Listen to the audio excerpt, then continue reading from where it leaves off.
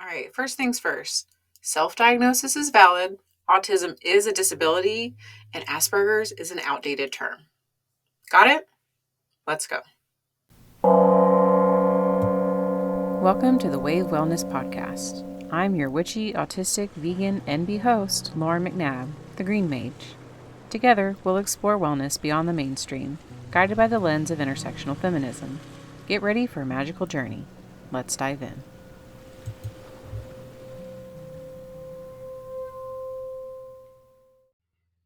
Hey everyone, Lauren here with w.a.v.e Wellness. Welcome back. This is going to be my first episode about autism, and I'm going to speak about my personal experience. I really like the phrase, if you've met one autistic person, you've met one autistic person.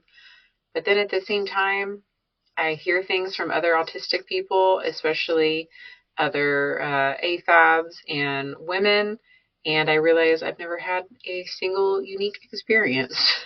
So there you go.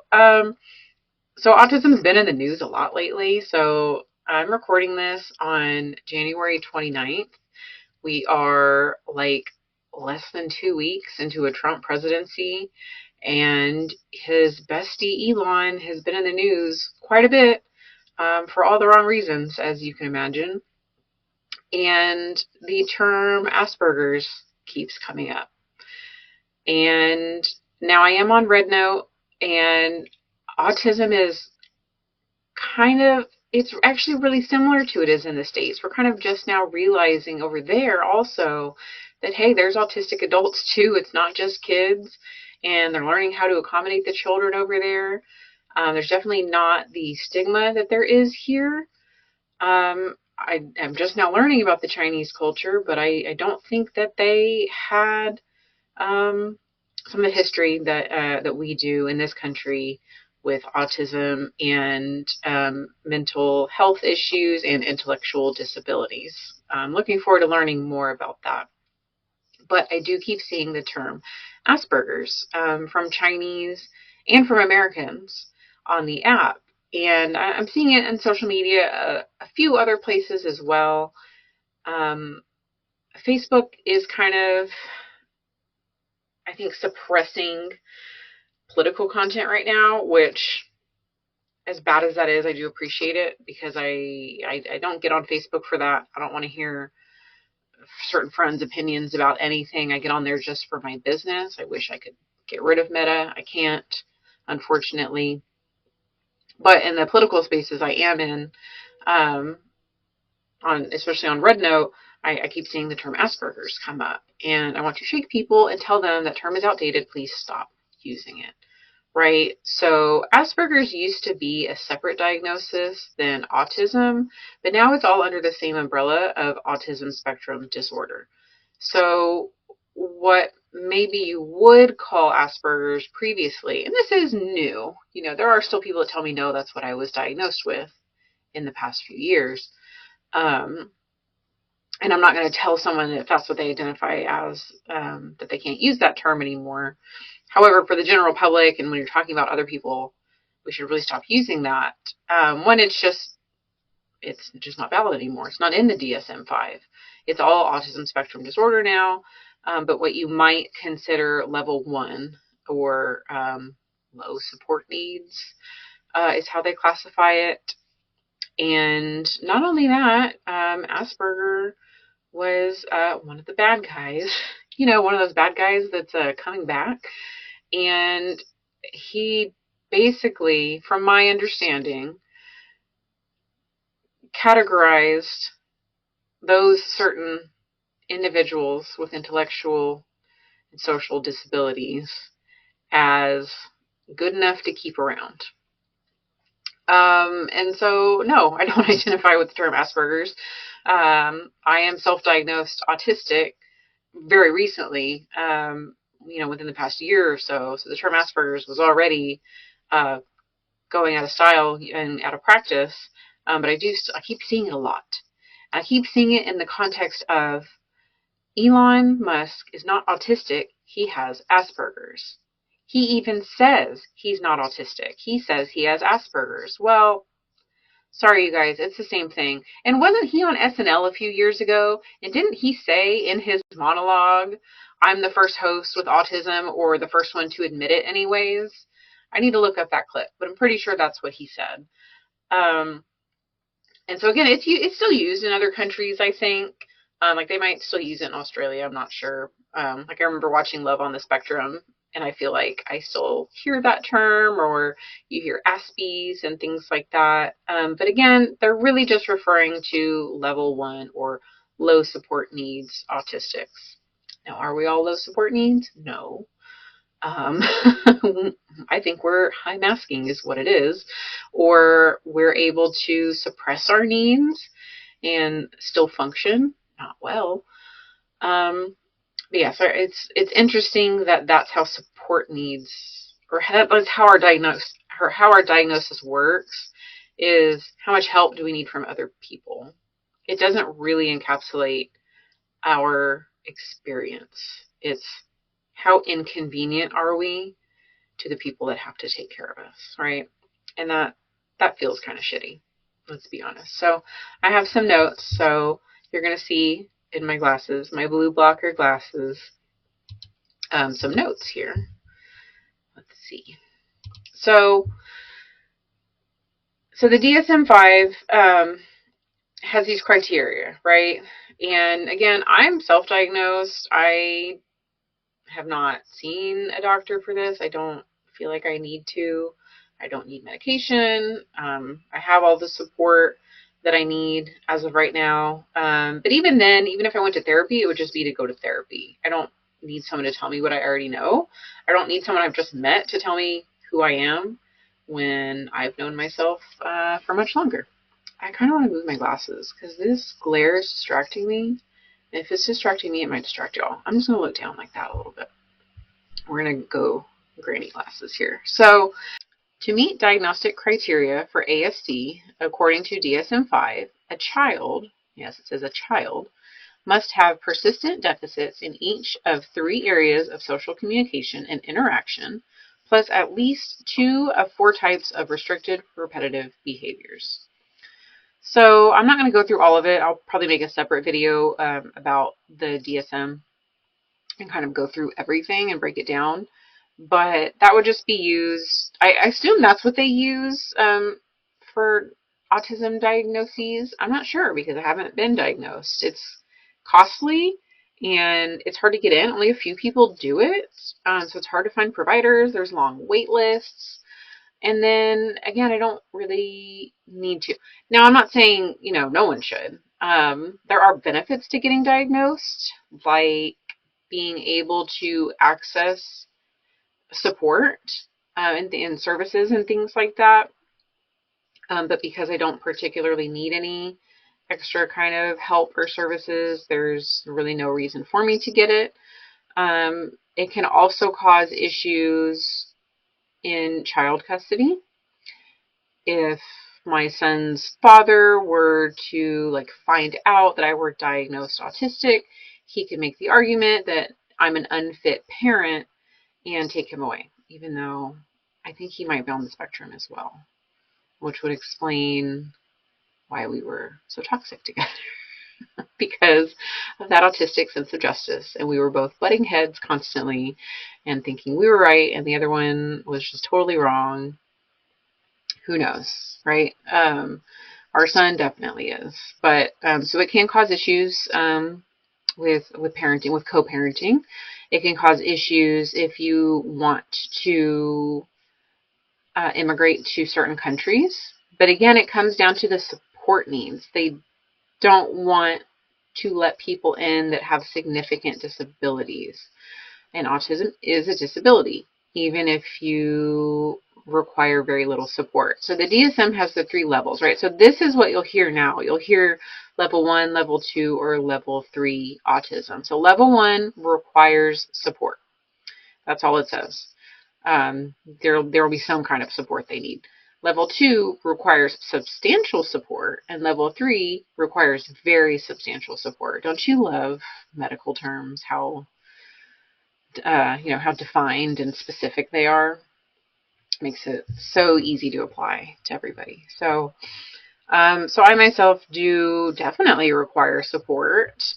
I haven't ever had support until very, very recently. I'm going to click out of this so that little box goes away.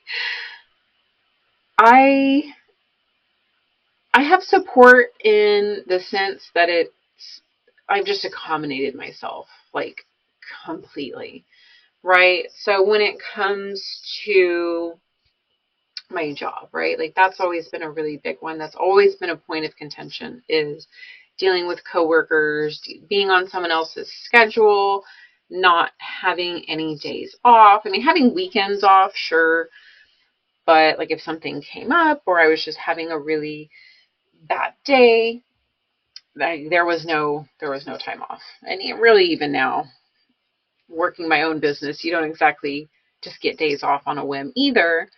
But what I can do is schedule downtime. I can schedule this week I'm booked like crazy with massages, and next week's pretty booked too. But then the week after that is pretty light. I'm going to keep it that way because I know I'm going to kind of overwork myself and I don't want to burn out. So I'm going to schedule a little bit lighter week. I also don't have to start work until I'm ready. Until very recently, I was starting work at 11 a.m. That's when I would see my first client. They would show up at 10:50. That gave me time to wake up when I was comfortable, get some chores done, get the room ready, eat breakfast. And I just moved it up to 10 a.m. And I did that because I wanted to start taking a lunch break. So I am also a health coach. And one thing I work with people on, especially with neurodivergence, is not forgetting to eat. Because it's not that I would forget to eat, it's that I would just kind of run out of time, which is really bad, right? Because your blood sugar gets low and like you haven't had enough protein, you're hungry, and you get the brain fog. And I was just feeling exhausted and so burnt out at the end of the day because I wasn't making time to eat. And I just wouldn't have time between clients. So now I start my day earlier so I can take a break in the middle and then still kind of work the same length. But then I've been getting off work and I haven't been as completely exhausted. Also with work, I mostly just work with clients that I want to work with. I don't necessarily turn anyone away, but when you're able to be yourself, you're going to attract the right kind of people. And the clients that have stuck around with me, I really like. We vibe really well. We maybe have similar personalities. A lot of my clients are more reserved. I have a lot of clients that are moms. They're in kind of caretaking professions. A lot of my clients are teachers or healthcare workers. Um, and there have definitely been clients that I don't vibe with, but they like my vibe, so they keep coming back. Or they don't come back, right? But if there ever were a client that I just didn't vibe with for whatever reason, right? Like I'm a really big stickler about time and being on time and keeping appointments, especially because my schedule is so busy. It's really unfair for me and for my other clients for you to cancel last minute, right? And so unfortunately, I did have to let one client go just because he would cancel constantly. And it was because of work, and he did communicate it with me. But again, I mean, whether it was communicated or not, I mean, the point is he never knew if he could make it to his appointment, and that was just not going to work for me anymore. Um, and I had to let him know that, I'm sorry, but I can't, accommodate you anymore if you don't even know if you can keep your appointment, and refer him somewhere else. And, and so that's why I really love being self-employed. I don't know the exact statistic, but I know a lot of autistics don't work or, are unemployed or underemployed. And I understand because I, again, I'm level 1 autistic. I am very high masking, which did cause a lot of issues for a really long time, but I was still able to kind of push through and make work work. And not everyone can do that. And it also really depends on what kind of work you're doing. I did retail for a while. I worked at a video game store and then a video rental store. That used to be a thing. And that was tough because, like, it was fast paced, which I liked. I can sit there and mask and get people checked out, and that's fine. But there was still kind of office politics, even at a video rental store. And I would end up like getting my hours cut for doing something wrong that I didn't know I was doing wrong because no one told me. And you're just supposed to pick up on these things. I really liked the part where I wasn't having to deal with people. Like, I will restock the candy shelves for hours. I will go straighten the movies on the shelves for hours. Let me clean a bathroom. I would rather do any of that than have to talk to people and have to figure out what the vibe is and what the hierarchy is. And that was just a retail place. I did work, I've worked 2 careers. I was a dental hygienist, and now I'm a massage therapist. And in both careers, I struggled with the office politics. Is mostly what it is. And that's what I hear, like, in the autism support groups the most, is I'm having problems with a coworker. What do I say to this coworker? Or I got in trouble with the boss because I misunderstood something. I mean, I've been there, and it sucks. It really sucks when you just want to go work, just let me do my job, and I'm good at my job, and it's everything else that gets in the way. I loved being a dental hygienist. I loved cleaning teeth. Like, give me some tartar to chip off teeth. Give me my sharp tools and my goggles, and like, I'm all in. But when it came to dealing with the different personalities and again, the hierarchy and the gossip, and it was just too much, and I wasn't good at it, and they let me know I wasn't good at it. And that's what's really hard, is you can be really, really good at a job and not good at the people side of it, and that can become the worst job ever. So that's tough. So I wanted to kind of go through what Google says are some autistic traits, and then I want to go over the traits of high masking women. I do identify as non-binary, but I still mostly present as a woman, I guess. That's what what I grew up as, I guess you could say. So these are the things I had to learn, because that's the thing with high masking women, is these are all learned behaviors to try to fit in, right?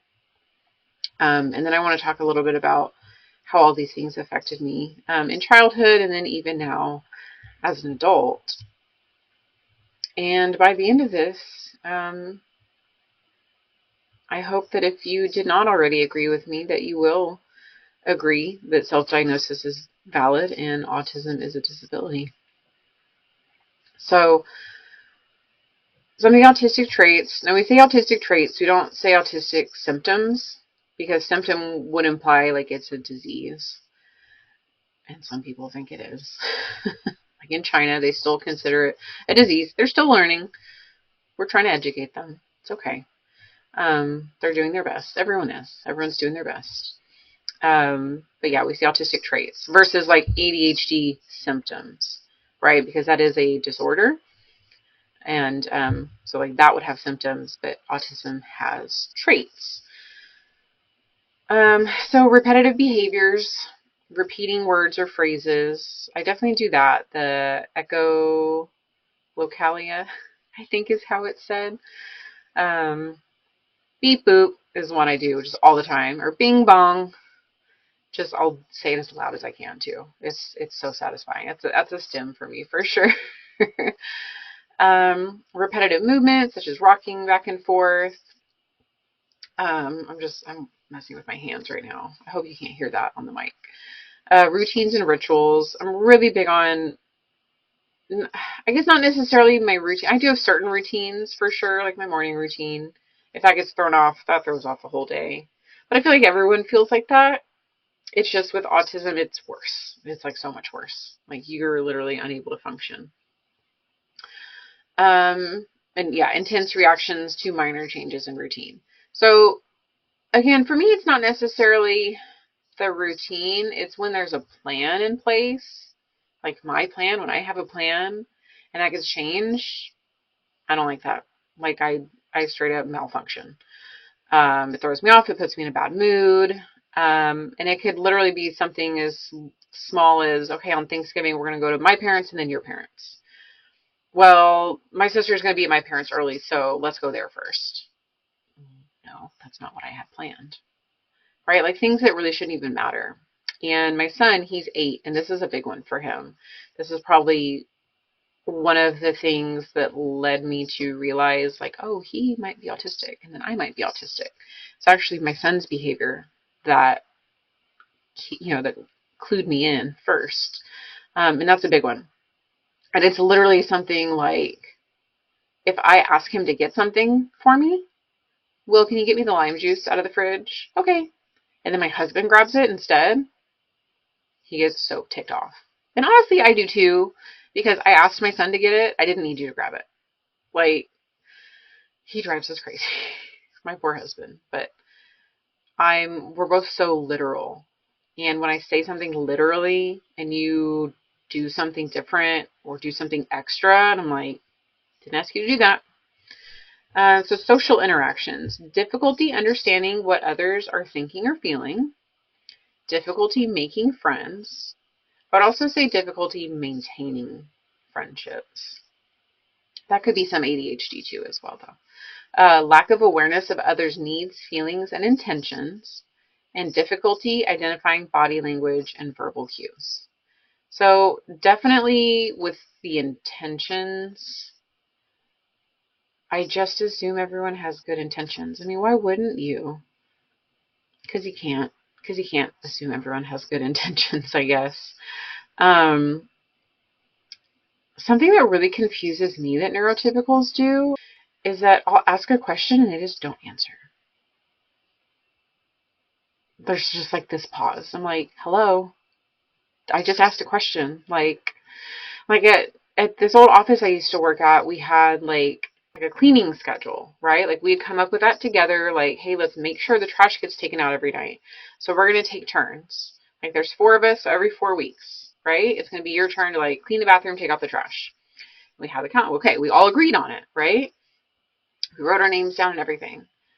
And then like a couple months later, I'm like, is this still happening? Like, are y'all following the schedule? No one said anything. I was like, are y'all still following the schedule? Are we not doing that anymore? Did something change? Like, I had to pull this answer out of them for them to be like, oh, yeah, well, we talked about it and that wasn't working. No one told me about it. So, yeah, social interactions are just odd for me. I'm very direct, which is why people are like, oh, you're just a bitch. I'm like, I'm saying what everyone's thinking, for one, but I'm also just being honest. I just, especially in work meetings, why do we have to play this like small talk roundabout? Like that is so inefficient and leads to miscommunication and things like that. I'm like, why wouldn't we just be honest about what's happening? I don't know. I genuinely don't understand that. I don't understand why we can't, especially like if you're having, like they call them come to Jesus meetings, right? Like, let's all be honest with how we're feeling. And they still can't be honest. I don't get it. I really don't. And this is why I work for myself now, because I can't stand this shit. Okay, sensory input. Unusual reactions to lights, sounds, smells, tastes, colors, and textures. Well, obviously. Light doesn't bother me as much.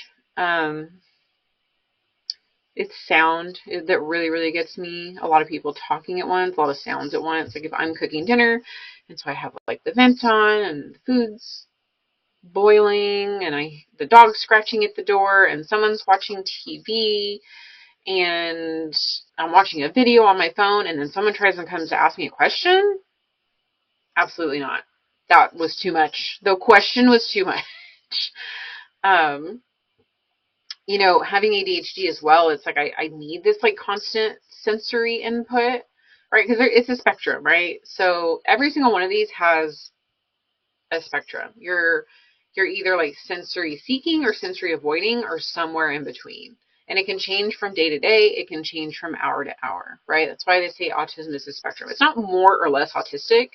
It's every single one of these categories has a whole spectrum in it, and you're going to be somewhere different in all of these categories. Every day could be different. So like I said, right now, like, I'm like, I don't think light bothers me. And then someone's going to turn on the big light and I'm going to be like, what the hell are you doing?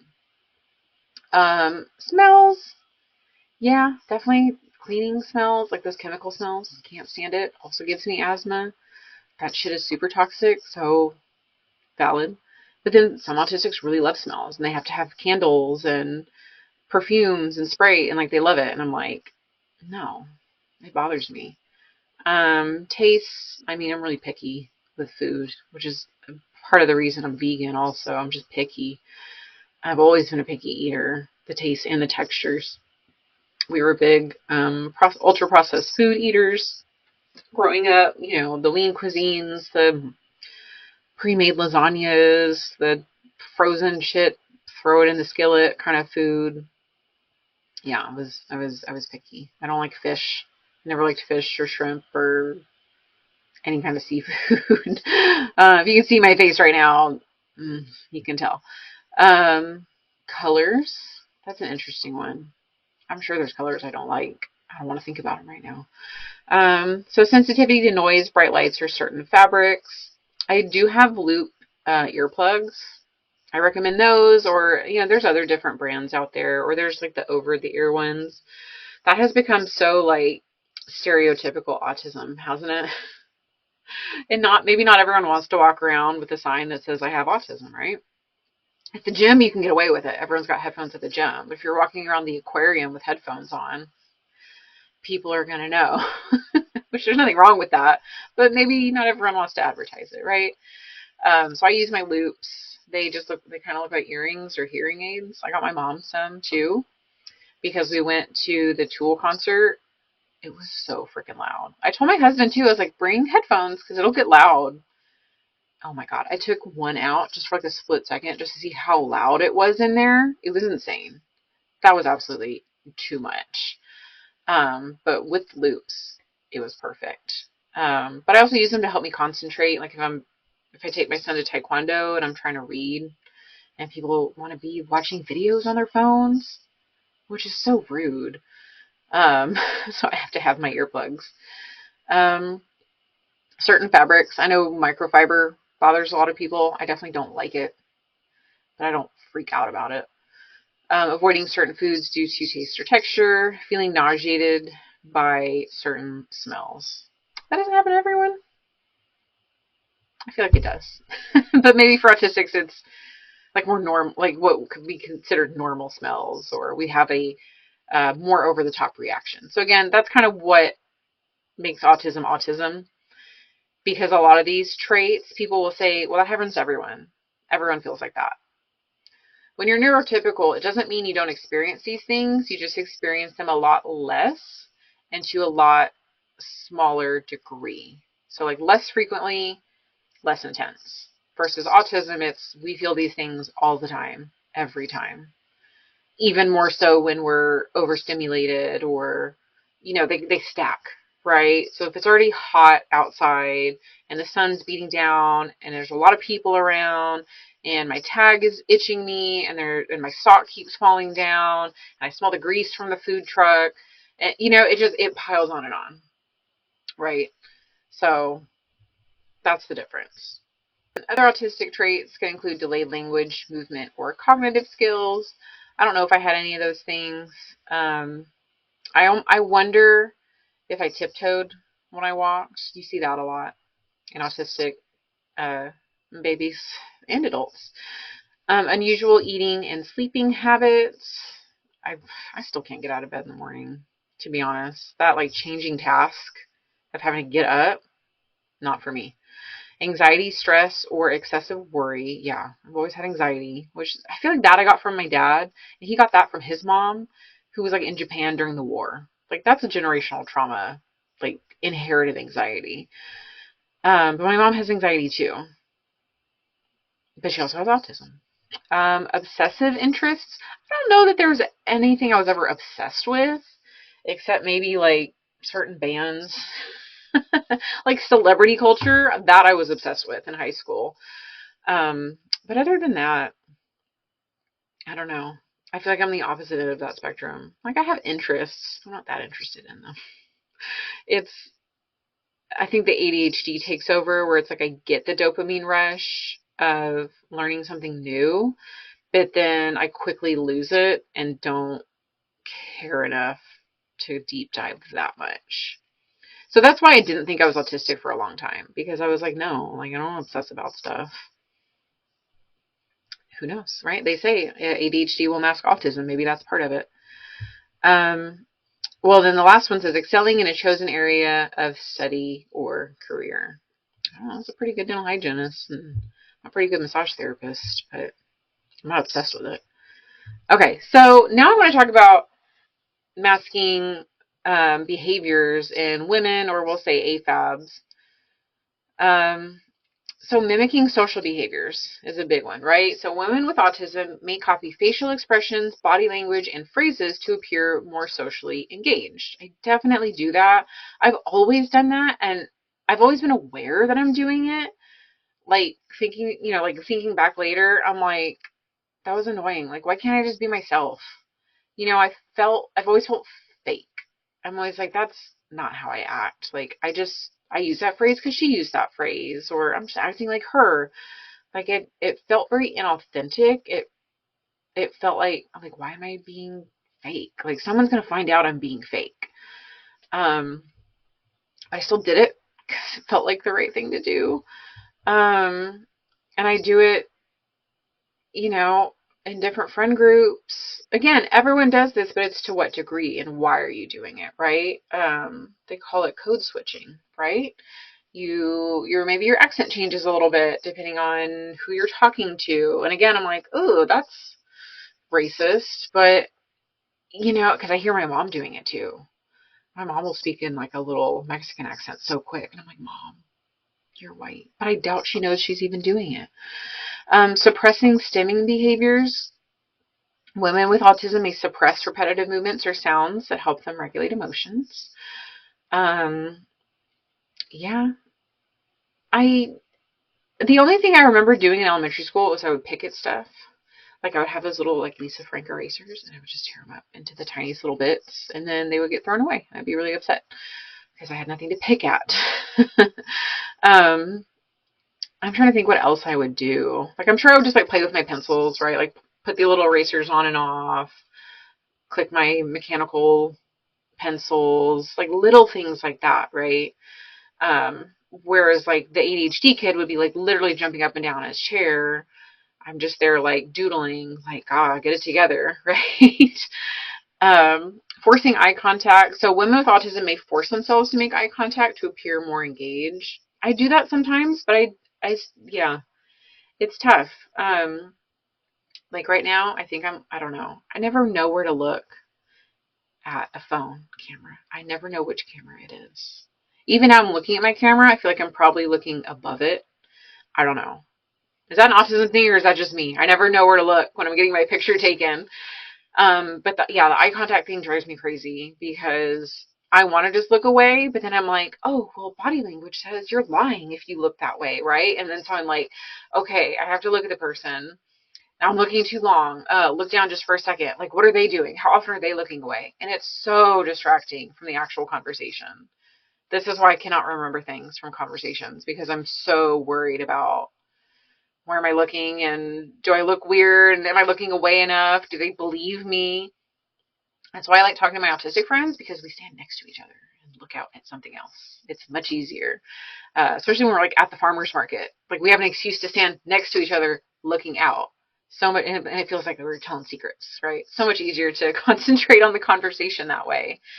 And rehearsing social scripts. Women with autism may memorize social etiquette, phrases, and responses to fit in. I've definitely done that. And other traits are intense interests. Again, it was like celebrity culture in middle school, but it's because like my friends were also obsessed with that. I mean, I was in middle school during the height of like NSYNC, Brittany and Justin. Like, this is like 9/11 happened when I was in 8th grade, so this was like right before all that, right? Like Backstreet Boys, Millennium album, um, all of that. I was obsessed with it. The punk music, right? Blink-182 and Green Day and Offspring and Jimmy Eat World and Sum 41, obsessed, right? Like those things I would obsess about, right? Like I would get on their websites and like read everything about them and try to catch them every time they were on MTV and try to record it on a tape every time it came up on the radio, right? Like back then we didn't have the access that these kids do now. Like now, Blink-182 has Instagram. I can check what they're up to every single day. That interaction, like that personal interaction with them, like was non-existent when I was a teenager. So I think it was so much easier to like obsess over every little scrap of information we got. Now they post pictures every concert. I mean, think about like Taylor Swift's fans. Like then versus now, like she's just so accessible. Like she's not on social media, but people go to her concerts and they post stuff, and you didn't have to wait for like the next Cosmo or 17 magazine to come out to see pictures from the red carpet. They're just everywhere. Y'all have it so good. You didn't have just like unlimited access to music videos. You had to wait till they came on TRL and they would only play like half of it, right? Okay, see, now I'm getting obsessive about it. So that was probably my last like big obsession, to be honest. And the same thing with sensory sensitivities. We just probably mask it, right? Like we wear uncomfortable shoes and we wear uncomfortable dresses, even if it makes us really short-tempered. Like maybe that's why you see people fighting with their partners in public so much. It's because we're uncomfortable. Because I don't want to be at this dinner party. I don't know these people. My feet hurt and this dress is itchy. So I really don't want to hear your shit right now, Ryan. And executive functioning. So this goes hand in hand with ADHD, of course, as well. And I would be interested to know. Maybe I should have Googled it before, and I can Google it now.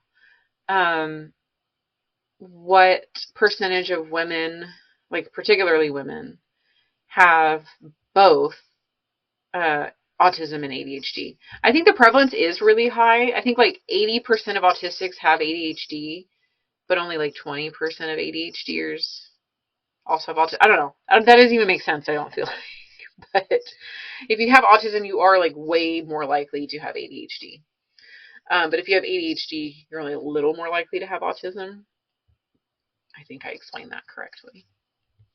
But women with autism may have difficulty with planning, organizing, time management, and working memory. I think we just get overwhelmed. And we have ADHD.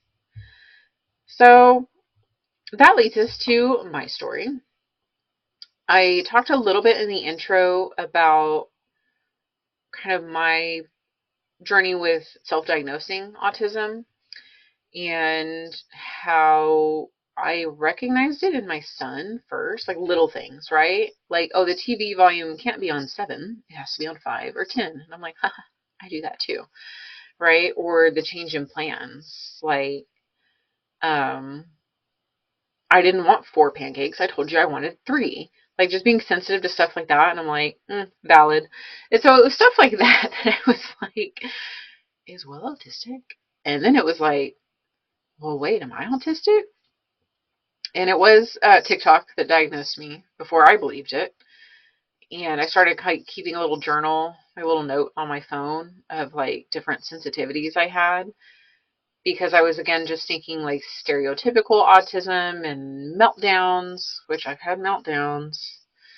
Those were not anxiety attacks, they were meltdowns. Those were not panic attacks, they were meltdowns. I realized I didn't have what we think of as like stereotypical autism.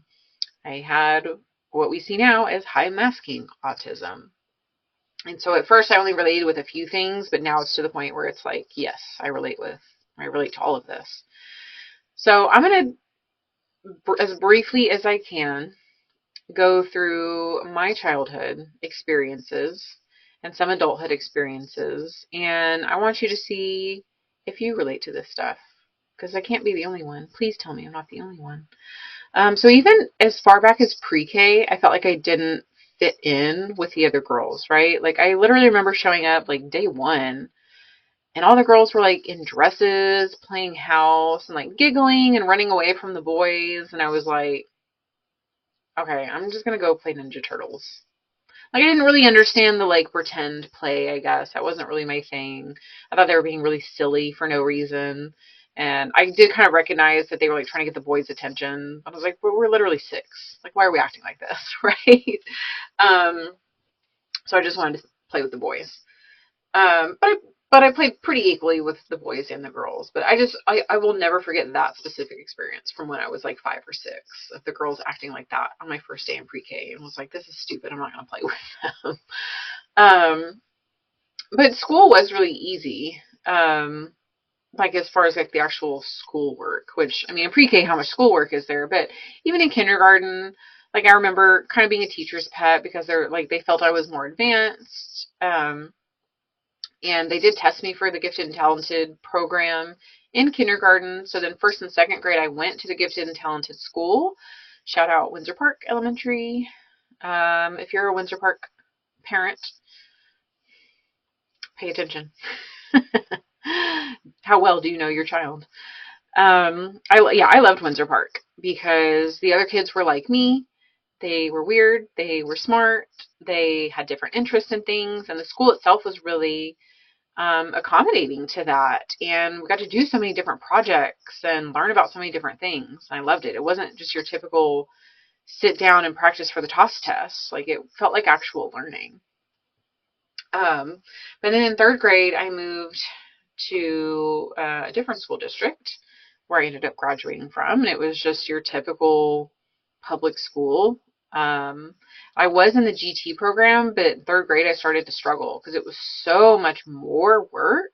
It was more independent work. We went home with so much homework, especially on Mondays. It was literally just busy work, to be honest, and I hated it. It took me forever, and that's the ADHD, right? Of like not being able to force yourself to do something that you have no interest in. Like if it's boring, you just don't want to do it.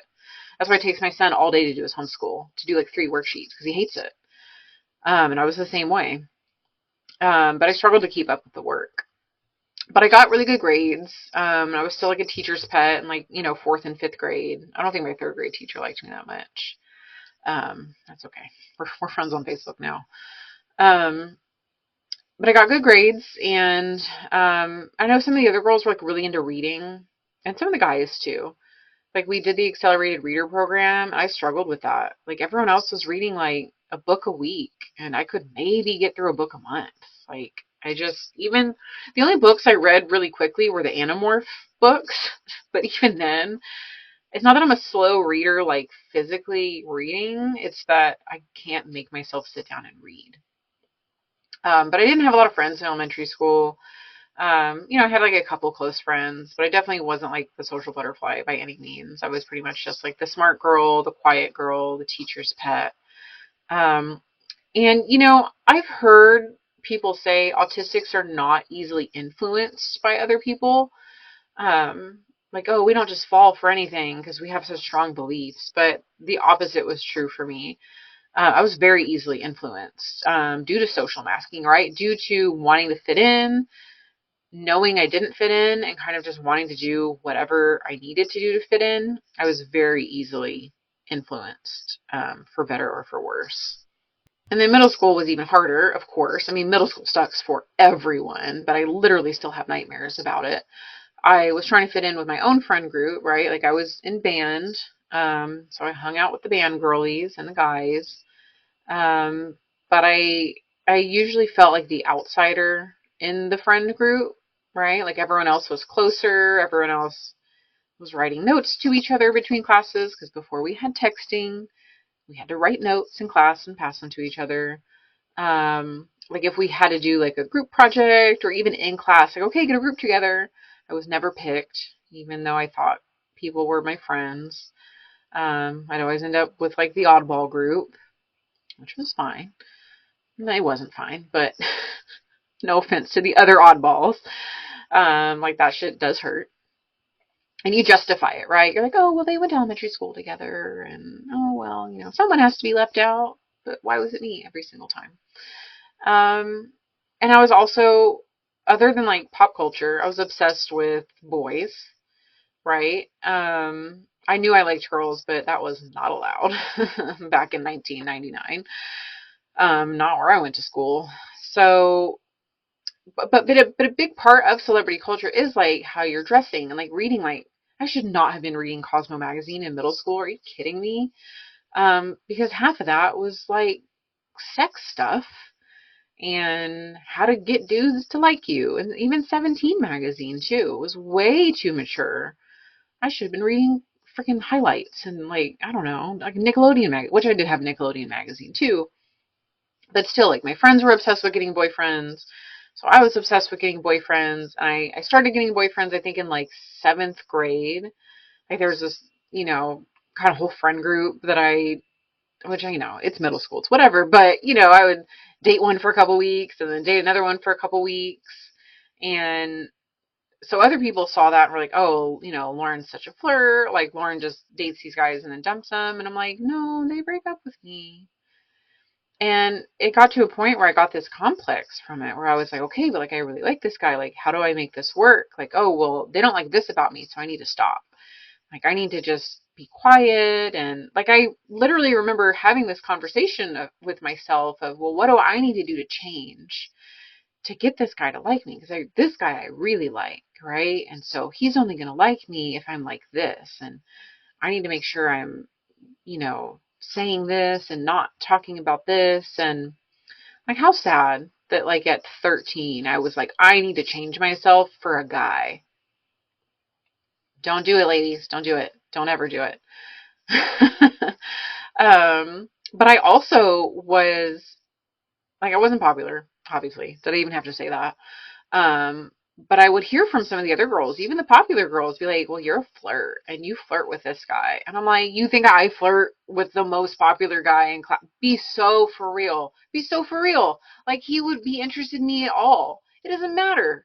Why would I bother flirting with him? I don't even like him, for one, but why would I even bother flirting with him? And even if I was, who cares? Like, I'm a fucking loser, right? So that just blew my mind. It still blows my mind that at a sleepover, with a mix of popular and not popular girls, right? Because the girl that had the party, she was kind of in the middle, right? Shout out to Hannah, love ya. We were doing circle time, and it was like, so let's tell each other some gossip about each other. Like, what rumors have we heard about each other? Like let's all be honest with each other. And that's what one of the girls told me. It was like, well, you flirt with so and so in class, and I'm like, why would I bother flirting with him? I don't like him, and even if I did, it wouldn't matter. Like, other prettier, more popular girls like him. I'm like, he literally just sits in front of me in class and we talk. Okay. So I just thought it was so weird that I was like, why are people talking about me? Who am I? What do I matter? And that still kind of is something I struggle with when people are like, well, I heard rumor about you. I'm like, who is bothering to talk about me? I'm nobody to you.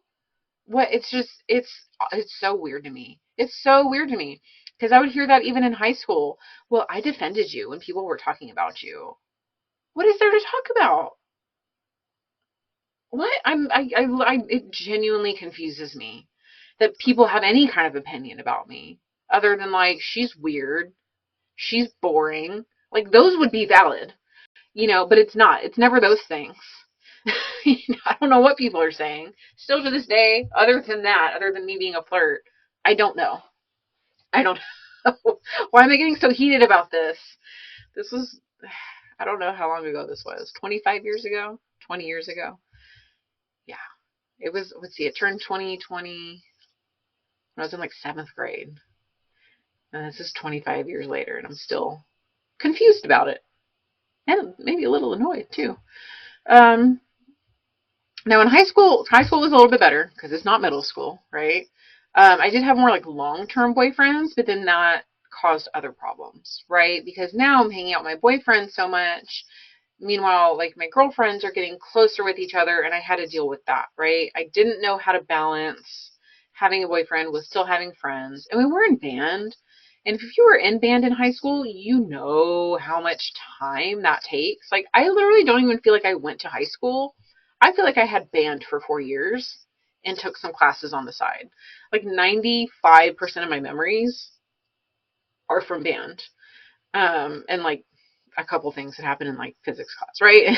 Like I have a few other memories, but band was like literally the center of our universe for 4 years. And that was like my friend group was all in band, and I mean, what choice did I have, right? We were together all the time. Um, and I did take band very seriously, um, as I take everything very seriously. um, and so I kind of got that reputation of being a bitch, right? Because I took stuff very seriously.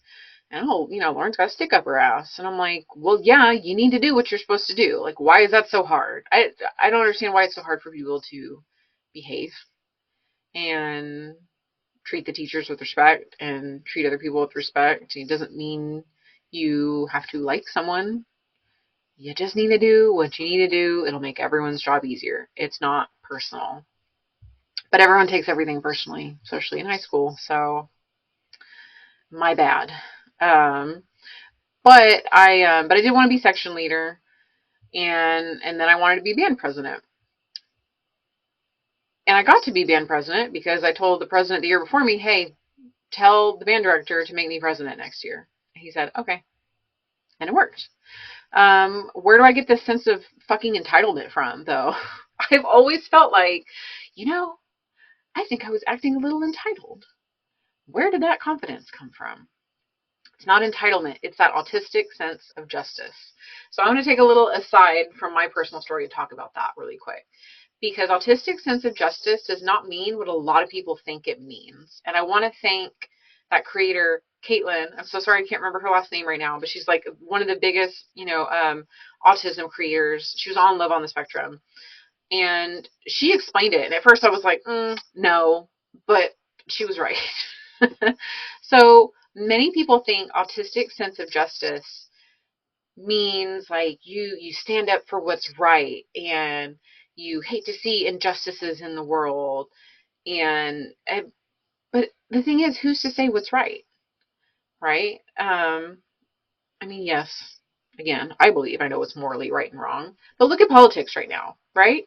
Do you think there are no autistics in MAGA? Be so for real. Of course there are autistic MAGA. Now you're telling me that those autistic MAGA, they just didn't get that sense of justice? Oh no, they absolutely did. Autistic sense of justice means you feel justified in your beliefs. It means you think you are right no matter what.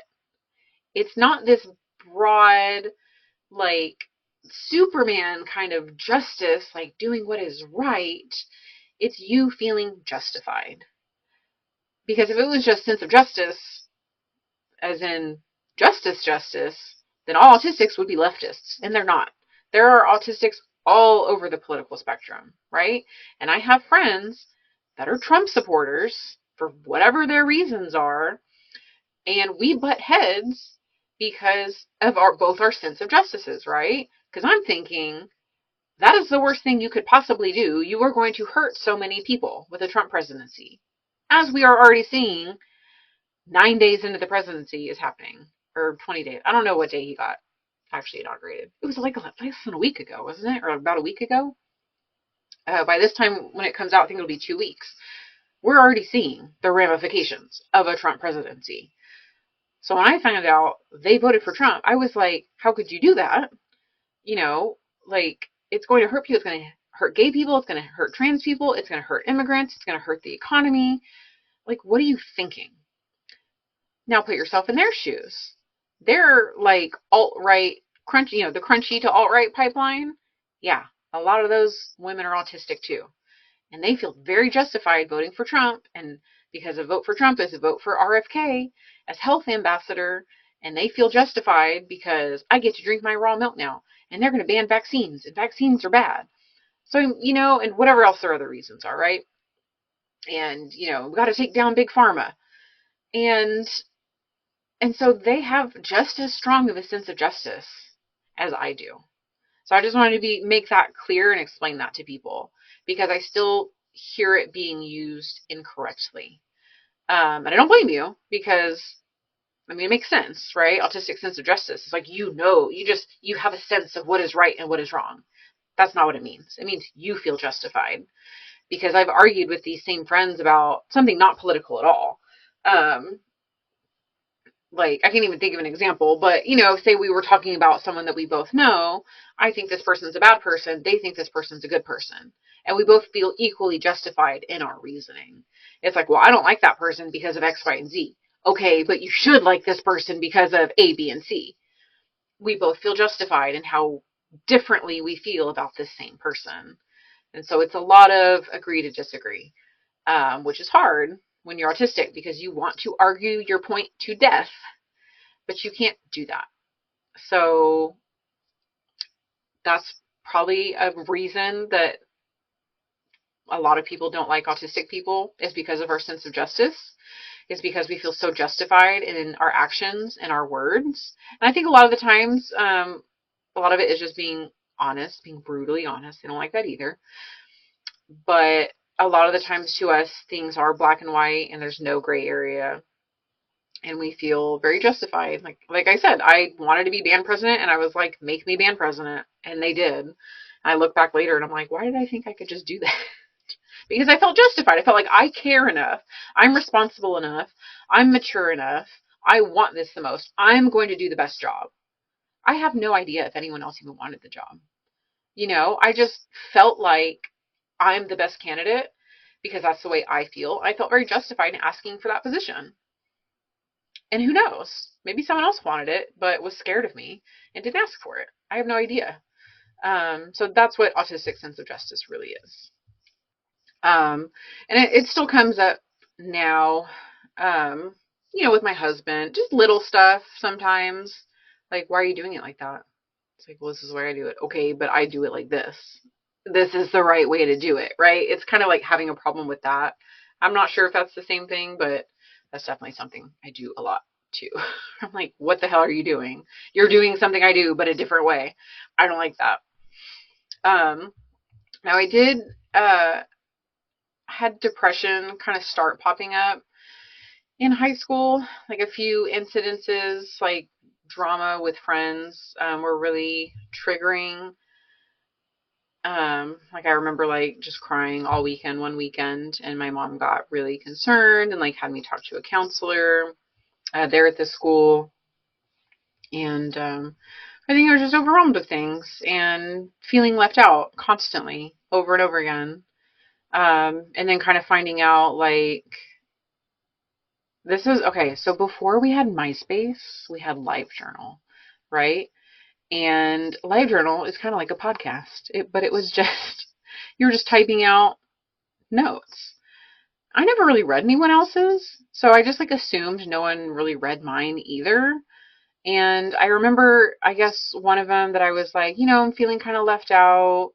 My friends are always picking each other for projects. I'm whatever. Like I was just being honest, just like I'm feeling left out. And apparently that pissed my friends off. And they were like, well, you're always talking about us and blah, blah, blah. And it led to this big old fight. And I was just really confused because I was like, okay, I already felt like y'all didn't like me. Um, so I didn't go on meds then. I think I started depression medication maybe my freshman year in college. I'm not sure. It was in college. It was either right before college or during college. Now college was really hard. Not school wise. I mean, it was. God, the dental hygiene program is killer, man. But the crowd I was hanging around was not great. I started drinking every weekend, hanging out with like this partying crowd. Um, my boyfriend was the same age, but all his friends were still in high school. So I was underage too. So I was not buying alcohol for underage kids. I was an underage kid drinking with other underage kids, right? And I was like, did people really party this much in high school? Like I never went to a party in high school. Not once. I would hear them going on down the street, and I would have people call me. One guy, I wonder what he wanted. He would call me to come over there, and I'm like, no, I'm not sneaking out of my house and walking down the street. But yeah, apparently people in high school do party every weekend, all year long, not just on spring break. I didn't know that till I was in college. And then I was hanging out with the popular kids because they were a year younger than me at this point, right? And I struggled at the parties. Now, I did like the drinking. I liked the feeling of being drunk just because, and I think other autistics can relate, is it kind of, it helps. It helps with the autism. I heard it today that when you drink alcohol and the autism starts to feel like autism, and you start to be more social, and your anxiety kind of goes away, and you're talkative, and suddenly the bright lights and loud music and all the people don't bother you so much anymore. So I didn't realize that was what was going on at the time. I just thought we were having fun and I fit in and these people like me and the girls are nice, and because I wasn't in their grade, like I was, didn't even go to that school anymore. Like there was none of that like competitiveness or like, oh, she's gonna go after my boyfriend or she's flirt. Like there was nothing like that, right? And I was always with my boyfriend. Um, and so I got, really close to some of those girls. I felt like, as close as you can get to as a drunk teenager, right? Um, but kind of between the parties is what was hard. Like I would get really upset when plans changed.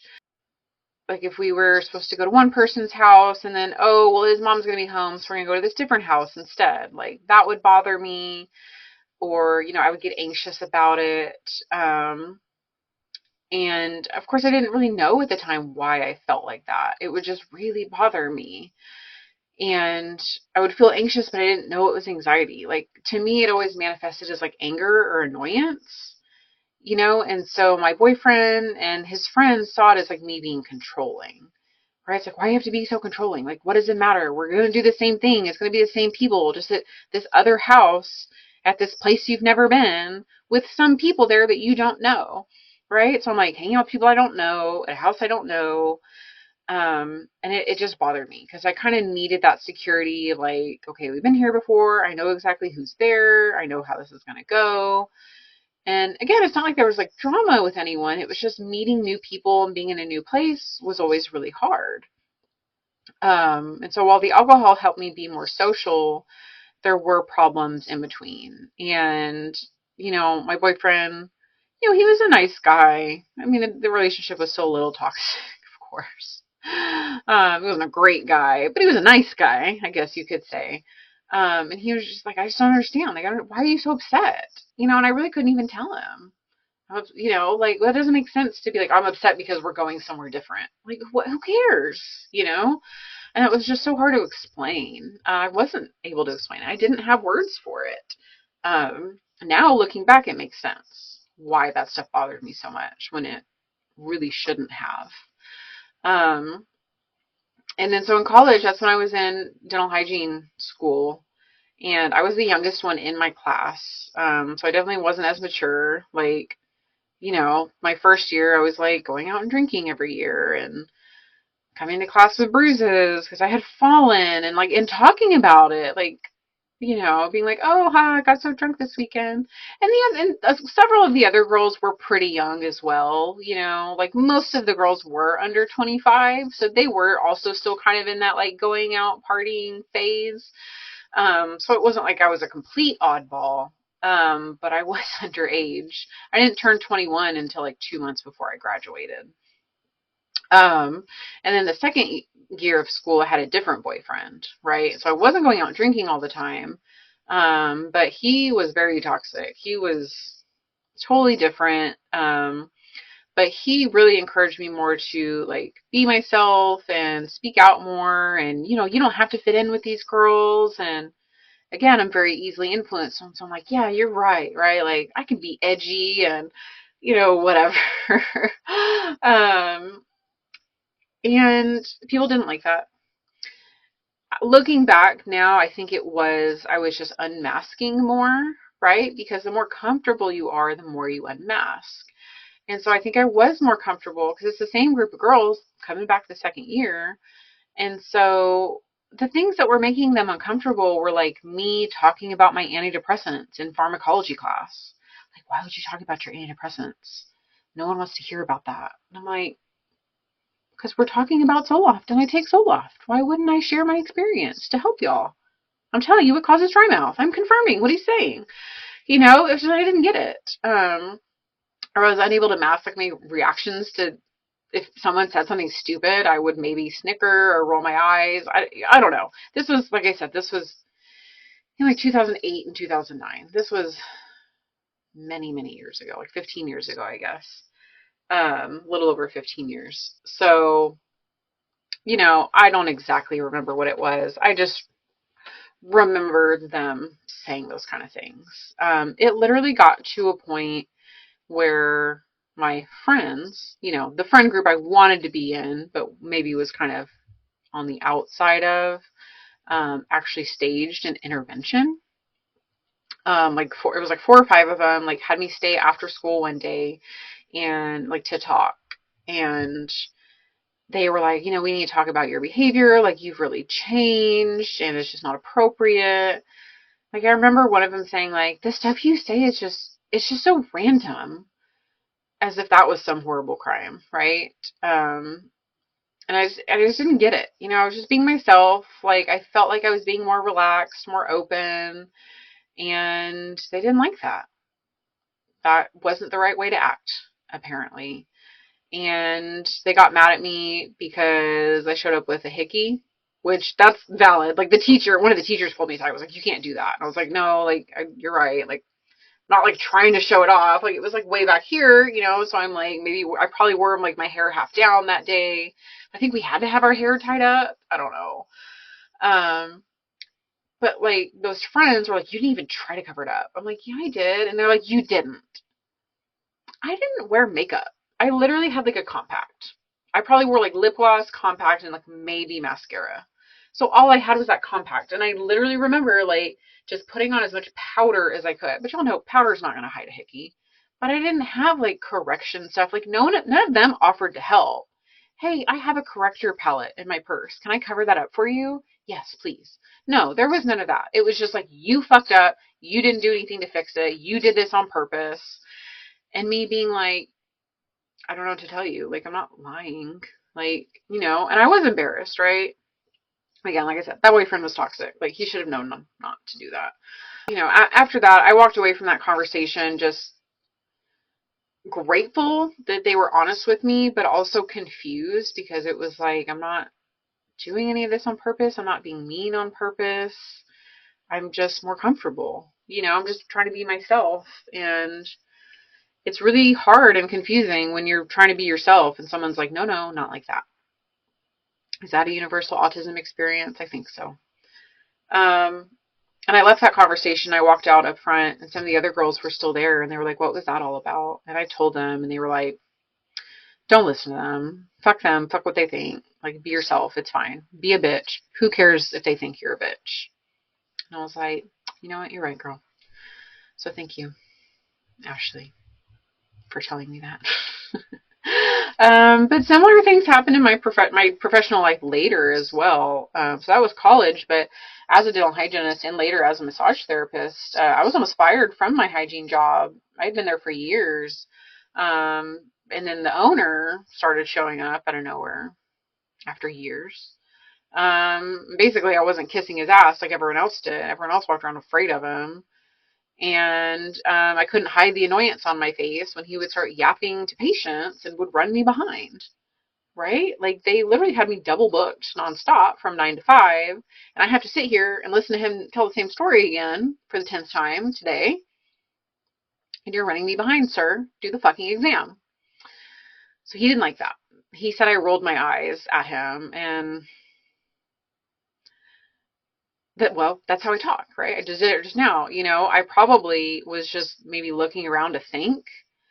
And he thought I rolled my eye. He's very old school. And he knows he's an asshole. He's like proud of the fact that he's an asshole. But he basically was like, if you keep acting like that, I'm going to fire you. And so I freaked out and literally was like, I don't know what to do. Like, there are no other hygiene jobs in Corpus. I told my ex at the time. I don't remember if we were married or not. But I was like, we might have to leave town. Like I literally set up interviews in Austin like that week. Like literally I was like, we might have to move. And I went, like I drove to Austin like that week or the next week to go interview at temp agencies and go try to find a job. Cause I was like, we're gonna have to leave town if this guy fires me. And so that was really shitty. I was also like in the middle of like dealing with a car accident and an injury, and it was a lot, and that's not an excuse to be disrespectful to your boss, but I wasn't being disrespectful to my boss. He was being disrespectful of my fucking time. And my face has subtitles. So sorry, not sorry. I was also like written up for stuff and called shady when things were just miscommunicated. And that shit still pisses me off. That happened 13 years ago. I'm still mad about it. Um, and and just other stuff that would happen there too. Like I was always the last to know something. Like when one office manager left and another girl was taking over, I got all excited. But apparently everyone else already knew that was happening and I didn't. And I'm like, well, no one told me. And that's something I hear from other autistics, especially women, especially undiagnosed women. I've heard them be like, I never know what's going on. I'm always out of the loop. I'm always the last to know. I'm like, I know, man. I don't get it either. But it happens to us for some reason. Maybe because we don't care about gossip. Like, I don't go out of my way to get gossip and news from people. Is that what you're supposed to do? Is that what neurotypicals do? I don't know. And even now, working for myself, I worry people like misconstrue what I say online.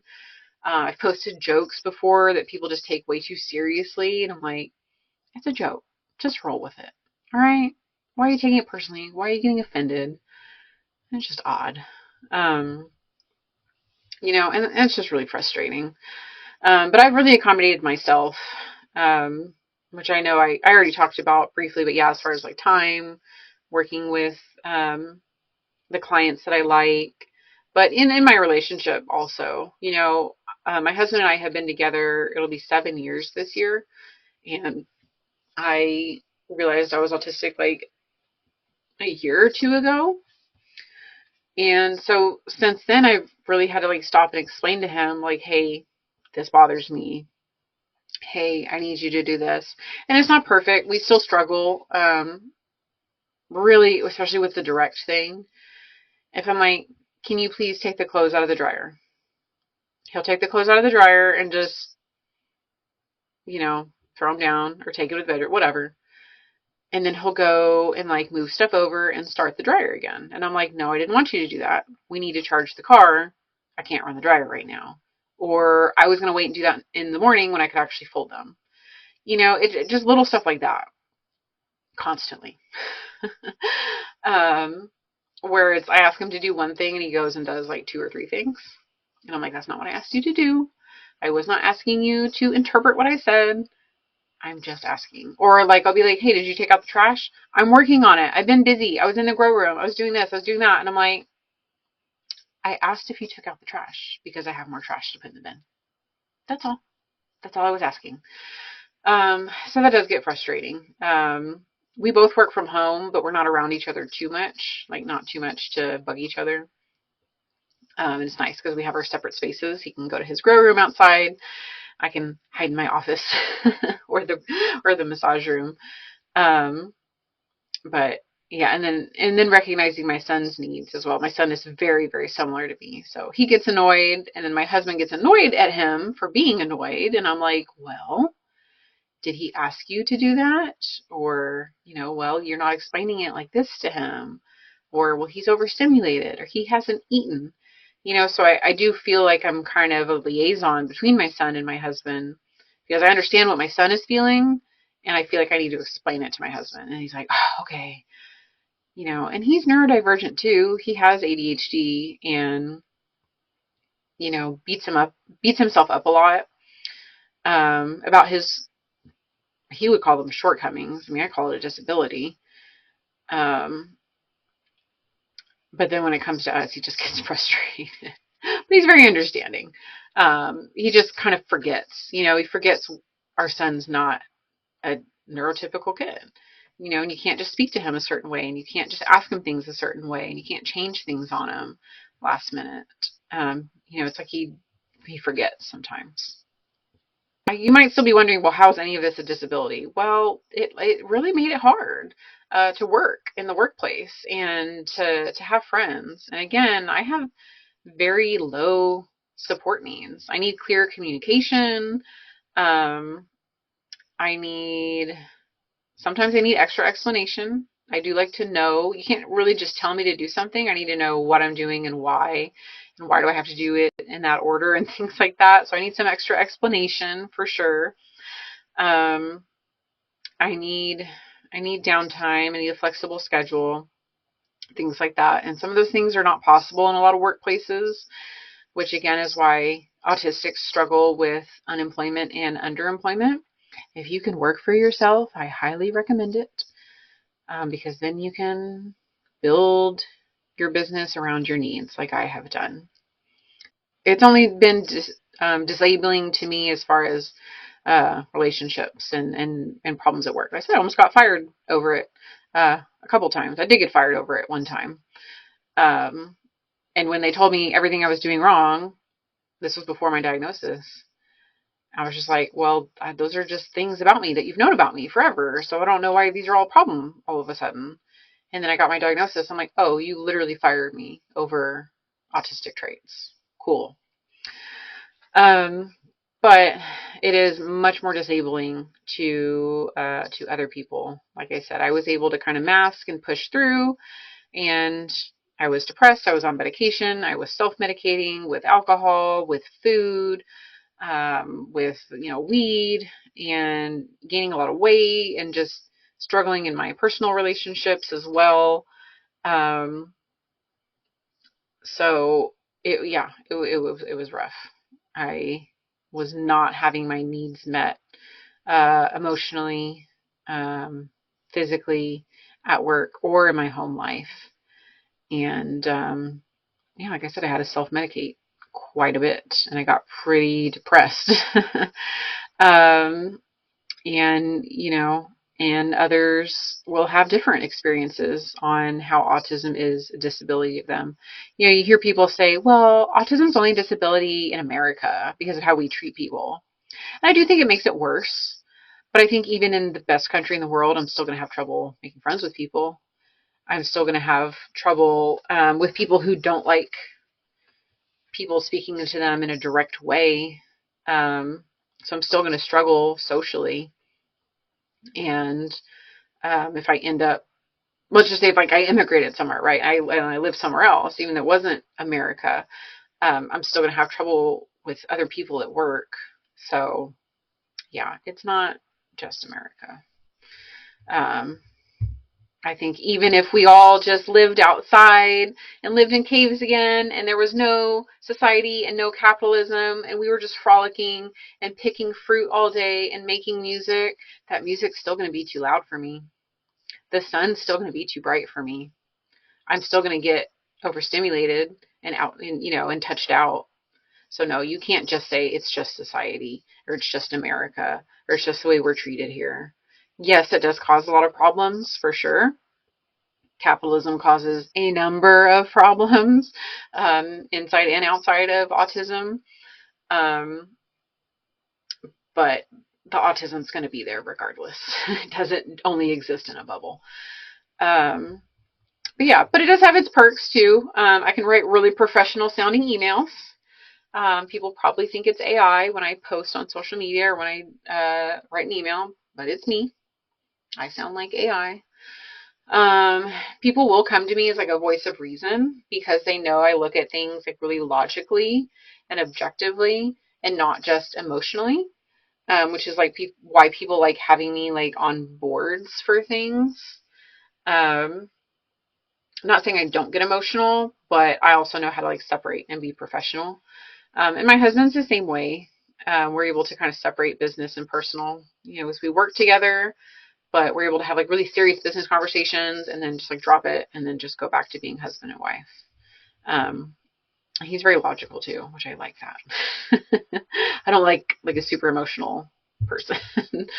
um, So yeah, that's my autism story. Um, if I had to write a memoir, it would be called "Why Did I Say That?" Because all of this is literally just like scratching the surface of all the experiences I've had. There are so many times where I've misspoken, misunderstood, offended someone, been offended. I mean, the list goes on, right? But did you relate to any of this? Let me know and leave a comment. Are you autistic? And now you have that autistic shining where you can pick out another autistic person in a crowd.